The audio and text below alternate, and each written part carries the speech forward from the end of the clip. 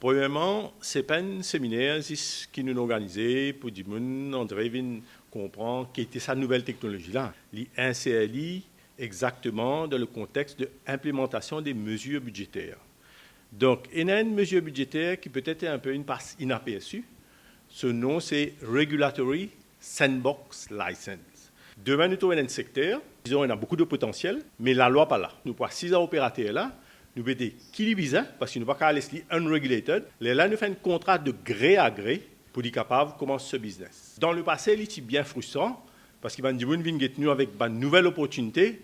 Après, nous avons dit extrêmement intéressant, mais la loi n'est pas encore là, nous attendons. Donc, d'ailleurs, moi, je suis frustré avec beaucoup de projets extrêmement intéressants. Nous connaissons beaucoup de potentiel dans ce domaine de blockchain. Donc, c'est un peu pour cela, justement, que nous pouvons venir avec ce séminaire-là.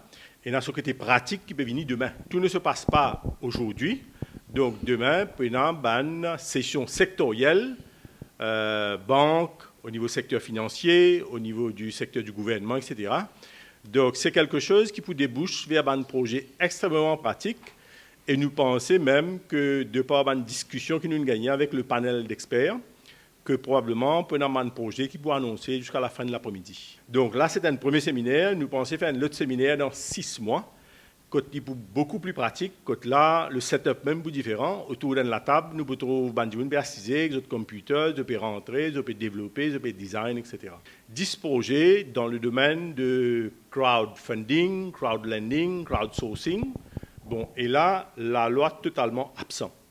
Donc, ce qu'il nous fait là, nous allons guetter Singapour, parce qu'il a avancé au niveau de la France, la Suisse, etc. Si on a une affaire, bon, nous amenons ici, nous simplifions. Là, nous assisons avec l'opérateur. Là, nous disons, bon, là, la loi qui nous a envie de travailler ensemble, mais maintenant, vous avez une full visibilité, là, ce qu'il peut faire, vous avez un disclosure, etc. Mais nous cause déjà avec l'opérateur, je n'ai aucun problème. Là. Ce qui est intéressant pour un pays comme Maurice, et parfois nous pas réalisé, c'est qu'avec 1,3 million d'habitants, avec une structure facile, nous sommes capables de faire des affaires plus facilement qu'un grand pays comme la France, l'Angleterre, etc. Parce que blockchain, c'est un système technologique qui n'est pas gouverné par aucune régulation. Là, ce que nous pouvons faire de sorte que nous la loi robuste, c'est que demain, nous avons un centre de développement pour le blockchain. Oui, donc, nous pouvons carrément prendre l'avance. Bon, l'Estonie est dans l'avance déjà dans ce domaine-là, et nous pensons que nous allons suivre justement ce que l'Estonie peut faire. Au niveau programmation, il y a une vingtaine de milliers, 20 millions de bons programmeurs au monde, dans différents langages de programmation. Mais au niveau de blockchain, il y a juste 4000 personnes qui maîtrisent ça en ce moment. Donc, on mesure, disons, l'opportunité qui est présentée à tous nos jeunes. Bon, imaginons que demain, nous aussi, il faut 1000 jeunes dans la technologie blockchain, il fait 25% de la ressource mondiale en termes de connaissances blockchain. Blockchain là, tu peux faire ce qui est arrivé au cabinet. Hein? Bon, nous ne pas cause de cabinet là, mais nous allons dire, au niveau de sa technologie blockchain là, donc il y en a tellement de sécurité là-dedans. C'est-à-dire, là, on met quelque chose là-dedans, pour un dimanche derrière, justement, Al-Fosli, il extrêmement difficile.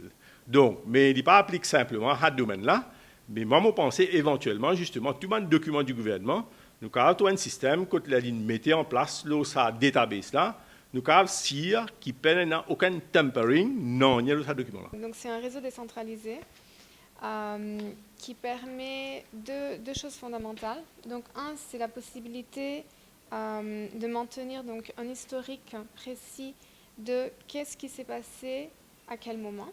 Donc, on peut inscrire de l'information dans ce réseau décentralisé.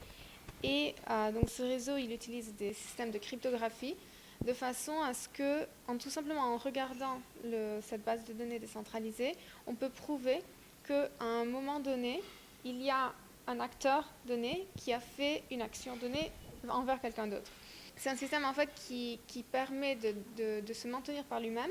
Donc il n'y a pas besoin d'un opérateur centralisé qui va vérifier ces transactions, qui va les valider, puisque c'est le système en lui-même. Donc la blockchain, par définition, c'est un réseau qui est basé sur la transparence.